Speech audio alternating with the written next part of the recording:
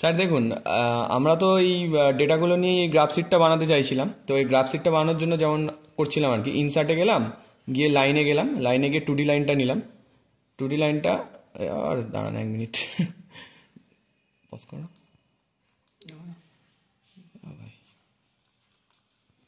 ইনসার্টে গেলাম, লাইনে গেলাম, 2D লাইন, 2D লাইনটা চলে এলো। এবার 2D লাইনটাকে ধরুন এই সাইডে সরালাম, আপনার তো পেজের ওপরই হবে যেহেতু এখানে আছে, সাইডে সরালাম।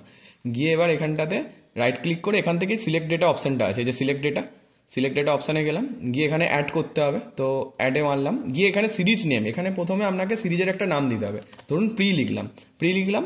এবার এখানে সিরিজ ভ্যালু, এবার এখানে গিয়ে এটা মারলাম, এটাকে কেটে দিলাম, বা এটা ধরুন কেটে দিলাম। নিয়ে এবারে প্রি আরএল যেটা আছে, প্রি আরএল ধরুন 30 মিটারেরটা করবো।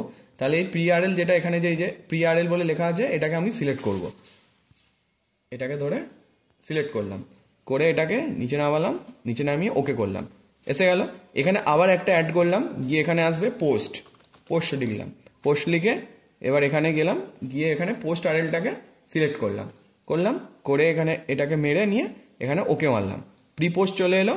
এবার কি করতে হবে, এই যে সাইডে যে আপনার ওই স্কেলটা আসছিল না, সেটার জন্য কি হবে, এই যে হরাইজন্টাল অ্যাক্সেসে যে এডিট অপশনটা আছে, এই এডিটে ক্লিক করতে হবে। ক্লিক করে এবার কি করতে হবে, আমাদের যে চেঞ্জগুলো ছিল, এই যে 0, 4, 10, 20, 30, 35, এই রোটাকে পুরো সিলেক্ট করতে হবে। এটা সিলেক্টটা ঠিক করে করতে হবে, আমাদের মাউসটা একটু প্রবলেম আছে। হয়ে গিয়ে এটাকে ওকে মারলাম, চলে এলো। এবার আপনি ওকে মারবেন, দেখুন গ্রাফটা হয়ে গেছে, সেম গ্রাফ দেখুন স্যার, টোটালটাই সেম, আর কিছুই না, এটাই তো করতে চাইছিলাম।